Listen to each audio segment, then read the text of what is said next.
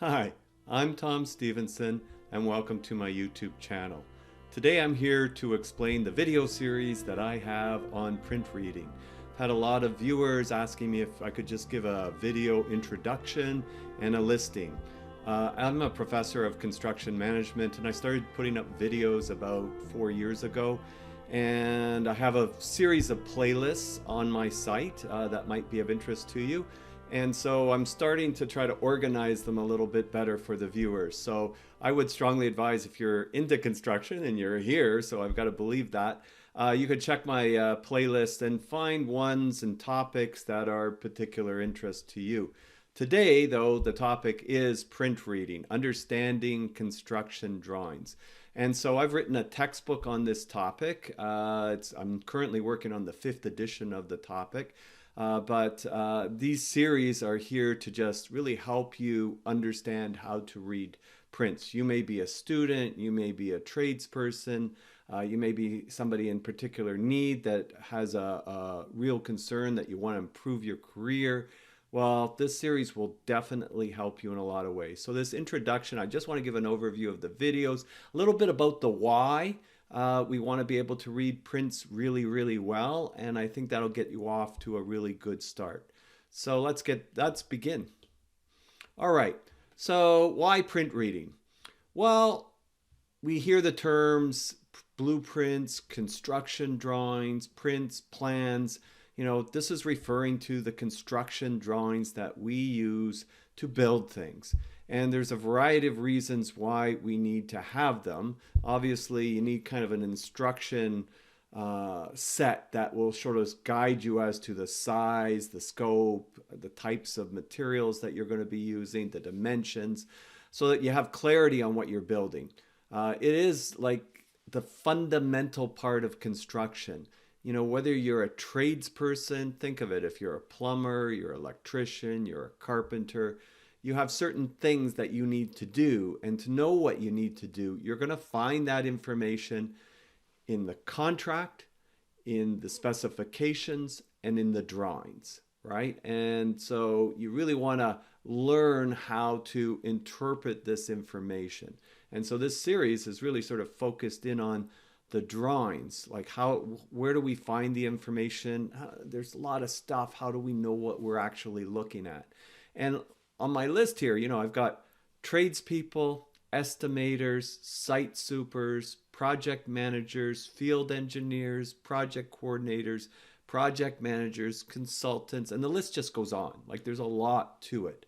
And suppliers, depending on certain products that are being done, like whether you're providing truss drawings that you need to build and fabricate the roof trusses for the structure, floor systems, all sorts of different things that are required. And it pretty much every area, anybody involved in construction should know how to effectively read drawings. If you've got a very strong base at that, it's so much easier then for you to build on that and get into other areas or cross over into other areas. Look, our business is very cyclical. It's got ups, it's got downs. The more skills that you have, the easier it is to move laterally, to move up, to move across into different sectors. Core to that is print reading. And if you're able to do that effectively, that'll be really helpful. Now, in this series, I'm mostly working on the residential side, but what you're going to find is that there's certain things that are fundamental across all drawings. And the types of drawings, whether we're talking about site plans, elevations, floor plans, section details, these are all universal to drawings. Line types are pretty much universal to drawings. A lot of the symbols, a lot of the abbreviations, a lot of the hatchings, they cross over between different sectors. So this can be very helpful. Now, there's definitely sector-specific things. You know, if we're building a mid-rise or a high-rise condominium structure, that's typically going to be built with reinforced concrete and steel. Whereas housing low-rise housing, single detached, will typically be fabricated out of wood frame construction. But There'll still be a lot of concrete. There'll still be a certain amount of it that will be reinforced in certain elements. And that's where we can really learn the basics at residential and then scale ourselves up to the different sectors. All right, so that's kind of giving you a little bit of background on that aspect, but there are a series of sectors. So just to give you a little bit more on the different sectors that we have in construction, I think of construction like the universe. You know, as soon as you think you know everything, which you should never do because you never will, it's expanding. There's new areas of knowledge. And in more recent time, you can sort of see how that knowledge base is really sort of speeding up, you know, with AI, some of the advantages of using AI and how that's evolving. And, you know, in 5 years from now, how much more integrated that'll be into our everyday lives. We will definitely have those elements in there. But as that area is expanding, it's important to know in construction, we have a series of different sectors.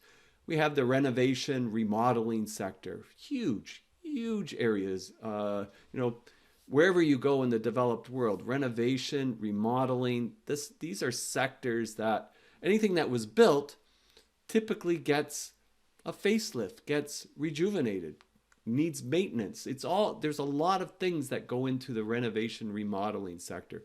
In Canada, there's more money spent in the renovation sector than there is in new construction. Well, that's because you've got such a large existing stock of buildings. Restoration, well, buildings deteriorate. All right, so that's the other aspect of just, you know, things like balconies on condominiums, underground parking garages, historical buildings being restored. If you're in parts of Europe, there's a lot of historic work, Ottawa in Canada, all kinds of restoration work that goes on.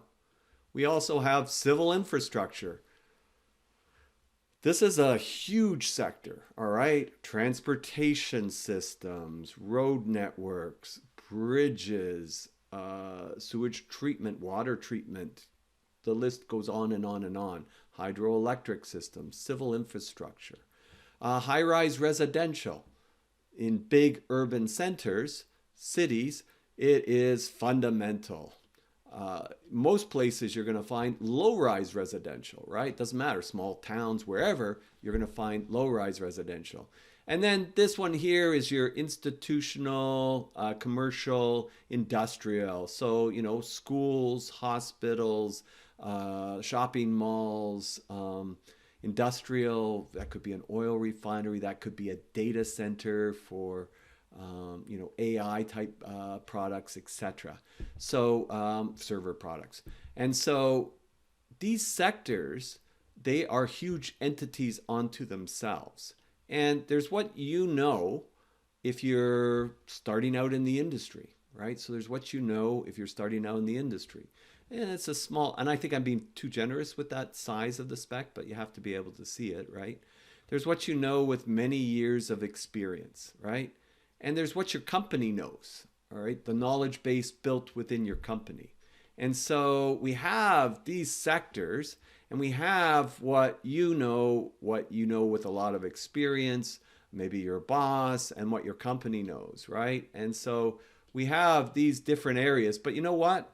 There's a lot, nobody, even in each sector, it doesn't matter if you're with the largest construction company, if you're with Turner Construction, if you're with EllisDon, if you're with PCL, it doesn't matter. You don't know everything. There's no way. And so what we have to do is we have to be able to fill those knowledge gaps. We have to be able to understand and know what we don't know. And we have to work with each other in a collaborative way to be able to be successful. We have to work with the other parties that are involved in our projects, with our clients, project managers for the owner, suppliers. One of these is a bubble, but it could hold 30, 40, 50, 100 different suppliers on a particular project. Your team, the people that basically report to you or you report to them, your trades, and again, another bubble that offshoots, and it would have a series of trades around it. Your electrical, your plumbing, your HVAC, basically your drywall, carpentry, go on and on and on and on. Regulatory authorities that you have to deal with. Consultants, specifically consultant, like your specialty consultants, your structural engineer, your geotechnical engineer, your mechanical engineer, your departments within your business, and that could include like the estimating department.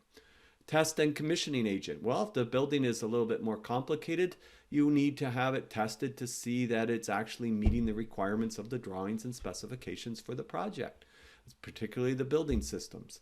Your upper management, they have to manage all of the projects, cash flow, basically schedules, quality, a whole pile of different things that they have to manage, plus pursuing new projects. Then there's the general public. Well, there's basically people that may be interacting with your site while you're working on it. You're doing a renovation on a home. Well, you've got all the trucks parked out on the street. Is the street being kept clean? Is it interfering with the flow of the neighborhood? Is there noise after hours? There's all these things that come into play. And again, more on the specialty consultants. There's some real specialty consultants, that curtain wall specialties, etc., that you may run into on a project. All of these, though, my point, because we're looking at understanding construction drawings, is everybody really needs to know, well, what's involved in the project?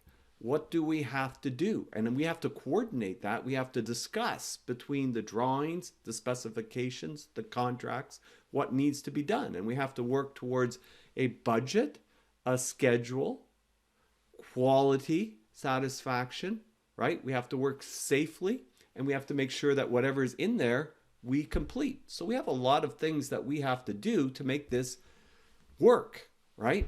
And whether it's a small renovation or a large custom home, a high-rise condominium structure, a sewage treatment plant, a bridge, these are fundamental elements that may be scaled smaller or larger, but that have to be done. And at the core of all of those particular elements is that we have to be able to read construction drawings, and we have to be able to communicate them, and we have to know what we know, and we have to know what we don't know, so that we can fill those knowledge gaps. And so this is very important. Like this is kind of my mind map that I use in some of my other videos, that sort of just illustrates the process of, and I don't even have right here the pursuit of the project. This is once you get the project. Over here, where this arrow is coming from, is the pursuit, where we've got to do estimates. You know, if you want to be an estimator, you really have to read plans and specifications well, because if you miss something, that's a scope gap, and then that's a cost that you didn't account for, that now you've got this project, so that's going to be out of pocket. The first thing to go is profitability. And so we have all of these things we do in pre-construction, right? This is in the planning, this is in the setup. And then once we get executing, there's things that are constantly changing. We're iterating, we're adjusting, we're pivoting, we're adapting. And if we do these really well, and we plan this really well, we should be able to move through to close out and finish really well. But this requires a lot of collaboration and coordination, a lot of the soft skills, leadership, relationships, ethics. And if we do all of this well, we'll be successful. So I'm really happy that you're here and that you're interested in reading construction drawings and probably a lot of other things, because if you're spending your time doing this on the side instead of just sort of watching cat videos, I think it's going to be really helpful to you. It's a compounding effect that takes place when you focus your learning on a specific area, and it doesn't have to be a lot each day, but if it's a little over time, you'll find yourself in the top 20% of the industry. If you're in the top 20% of the industry in construction, you're going to have a very successful career. Despite ups and downs in the industry is always looking for good people. And even though it's a huge industry, it's a small industry, meaning that people know who's good. So in this print reading set that I've put together, these are the videos I have so far. I'm going to say that you should get used to checking my playlist. Click subscribe, check, it helps the channel out. If you click subscribe, it really does. If you click on my face, You can basically see the playlists. That's if you're not used to that. There's a series of playlists, and then whatever you're after, look under those playlists. And usually I'm going to have them organized by numbers, and you can sort of follow through with that. On this particular series, I kind of did them not as a course, just particular topics. In my other series, like MS Project and Introduction to Construction, Introduction to Residential Construction, Site Management, I did run them pretty much as a course. But you can follow along with these. So basically, I cover from site plans. So site plans are basically, you have a legal property and a survey, and that survey is used to show now where the consultant has determined, the architect has determined where this building is going to go on that particular site plan. And so that's giving you a setup of that. Then we look at elevation drawings, and that's looking at the faces of the buildings, the front, the right, the left, the rear, the north, the south, the east, the west, elevations, and I'll distinguish what those are. And then we look at floor plans, and I've got a series on floor plans, videos that I cover, and I use several drawings that are from my textbook, very well done drawings. Then we talk about framing basics, because it's hard to... One of the things that's difficult about reading plans is if you don't know what those things are. So I try to tie a lot of discussions into, this is what this is. This is why it's there, right? Because there's a lot of things. It really helps when you understand the why. It's not just to read, oh, that's a wall, but why is this wall built this way? What's this plastic going on the inside? I don't understand, right? So I try to explain those things in detail. And again, these take a series. Floor plans and elevations take a while to sort of get used to, and a big part is visualizing, really visualizing what you're looking at. I talk about how to read construction notes, which is basically the information that you find on the drawings that is written, because we don't want to overcrowd the drawings. We want to look inside the walls. Those are our details and wall sections, roof and wall sections. You know, how to read a tape measure. So I'm in Canada. I know a lot of viewers are in the US. Well, in Canada, we have the metric system and the imperial system. So we have both. So we have to figure out both. But even the imperial system, it throws people, if they're not used to it, for a loop. So how do you read a tape measure? How do you look at 16ths? How do you look at 8ths? How do you look at the metric elements? How is your on-center spacing shown, etc.? We look at other drawings. This is a little bit more complicated drawing because it has different elevations that are used, and we talk about that. We look at an addition onto a house drawings, and we look at reading scales and why are drawings scaled, and what is a scale, and what are some of the technological changes that we don't necessarily use a ruler scale, we can use digital aspects. And there'll be a lot more drawings coming in the future. So I hope this gives you a good background on print reading. I hope you're going to watch the series and enjoy it. Please subscribe to the channel and leave a comment, and I'll see you next time. Bye for now.